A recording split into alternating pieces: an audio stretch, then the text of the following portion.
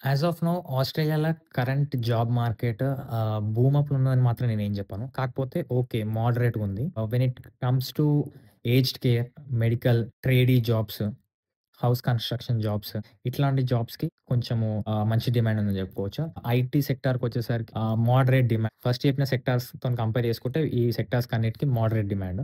Actually international students ఆస్ట్రేలియాల మరీ ఎక్కువ లేరు, మరీ తక్కువ లేరు. ఈక్విలిబ్రియం మోడరేట్‌గా ఉన్నారు. When compare to USA and UK, Australia job market far better.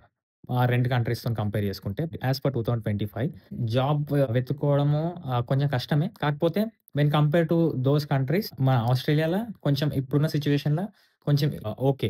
మీరు మేనేజ్ జేయొచ్చు. ప్రొఫెషనల్ జాబ్ గూడా తెచ్చుకోవచ్చు. కాకపోతే కొంచెం కష్టపడాల్సుంటది.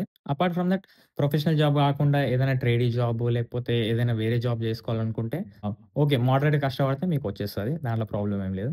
When it comes to professional jobs after your student visa. Student visa తర్వాత ఇక్కడ మనకి పోస్ట్ స్టడీ వర్క్ వీసా అని ఉంటది. Subclass 485.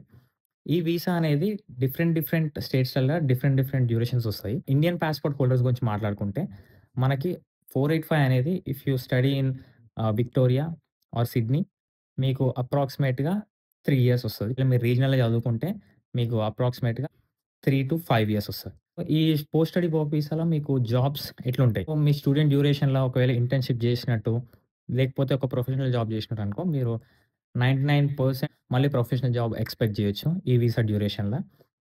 కాకపోతే ఒకవేళ మీరు నార్మల్‌గా ఏదైనా జాబ్ జేసి, వైట్ కాలర్ జాబ్ గాకుండా వేరే జాబ్ జేసినట్టయితే, మీరు కొంచెం కష్టపడాల్సుంటది. పోస్ట్ స్టడీ వర్క్ వీసాలో గూడా తెచ్చుకోవచ్చు. కాకపోతే కొంచెం కష్టపడాల్సుంటది. సో, పోస్ట్ స్టడీ వర్క్ వీసాలో గూడా when compare to USA and UK ఆ కంట్రీస్‌తోని కంపేర్ చేసుకుంటే ఆస్ట్రేలియా ఈస్ ఫార్ బెటర్ అని జెప్తా నేనైతే ఇప్పుడున్న సిట్యుయేషన్‌కైతే.